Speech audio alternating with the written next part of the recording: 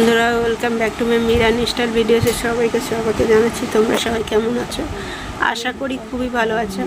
আজকে ভেন্ডি আলু দিয়ে একটা তরকারি রেসিপি তোমাদের সঙ্গে শেয়ার করব। এটা খেতে খেতে খুব ভালো লাগে।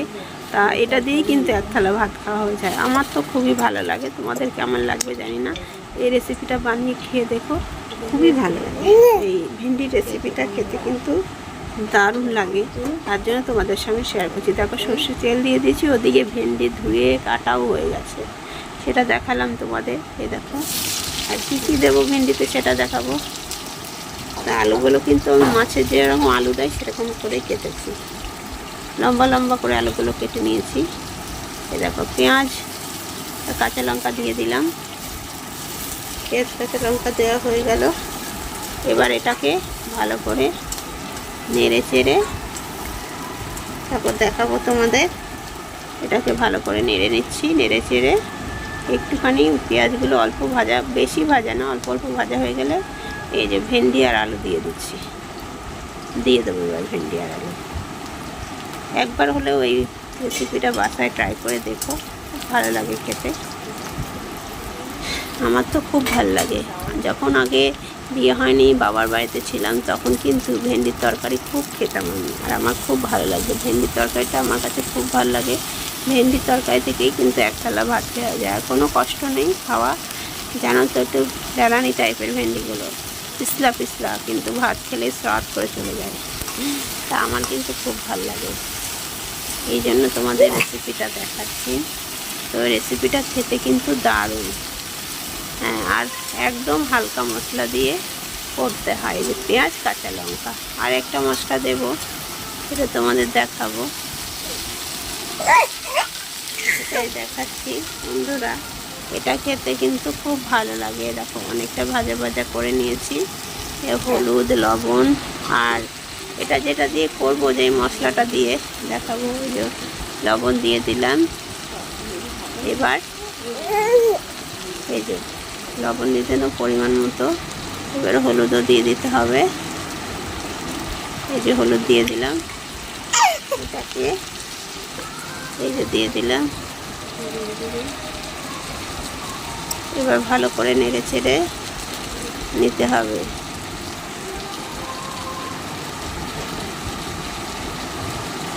এবার নেড়ে চেড়ে দিয়ে দেবো একটু জিরের গুঁড়ো, একটু ধনের গুঁড়ো, জিরের গুঁড়ো দিয়ে দিয়েছি। দিয়ে নেড়ে চেড়ে লাস্টে মশলাটাকে দেব, সেটা দিয়েই কিন্তু দারুণ টেস্ট হয়ে যাবে। বলেই দিই লাস্টে কি মশলা দেব তোমাদের। এটাকে আরেকটু ভেজে নিই, আর একটুখানি নেড়ে চেড়ে নিলেই কষানো হয়ে যাবে। খেতে হেভি লাগে, ভেন্ডির তরকারি কিন্তু খুব ভালো লাগে।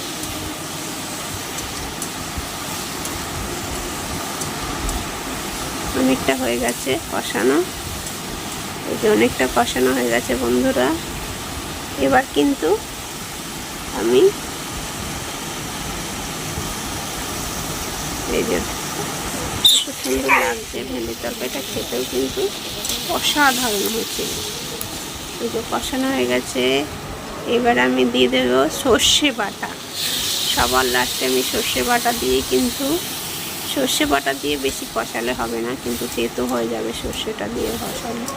সর্ষেটা বেটে রেখেছিল আমার শাশুড়ি মা, জলটা দিলাম। চিবড়েটা দিইনি, চিবড়েটা দিলে খেতে ভালো লাগবে না, আর চিবড়েটা দিলে গ্যাস হয়, জানো তো, এই জন্য চিবড়েটা দিলে। এবার ভালো করে জল দিয়ে দিলাম। এবার আর একটু জল দিয়ে দিলাম। এবার এটাকে ফুটে গেলে খেতে খুব ভালো লাগে। এবার ঢেকে দিতে হবে।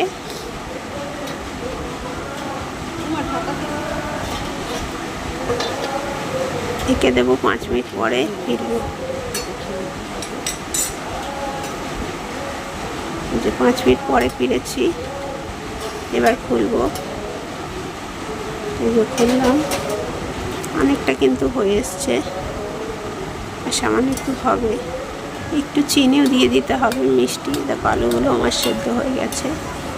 এবার মিষ্টি দিয়ে দেবো, অল্প পরিমাণ মতো মিষ্টি দিয়ে দেবো। এই ভেন্ডির রেসিপিটা খেতে কিন্তু খুব ভালো লাগে বন্ধুরা, এইভাবে করে খেয়ে দেখো, খুব ভালো লাগবে। কিন্তু আর কিছুক্ষণের জন্য ঢাকা দিতে হবে। 2 মিনিট পরে ফিরবো বন্ধুরা, এবার 2 মিনিট পরে ফিরবো। এই যে 2 মিনিট পরে ফিরেছি। এবার কিন্তু ভেন্ডির তরকারিটা হয়ে এসছে, প্রায় হয়ে এসছে।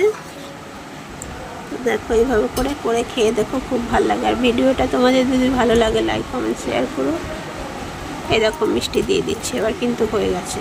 আর চ্যানেলে যদি নতুন কেউ এসে থাকে চ্যানেলটিকে সাবস্ক্রাইব করে পাশে থেকে এবার নামিয়ে নেব, তো সেটাই দেখাবো কতটা সুন্দর হয়েছে।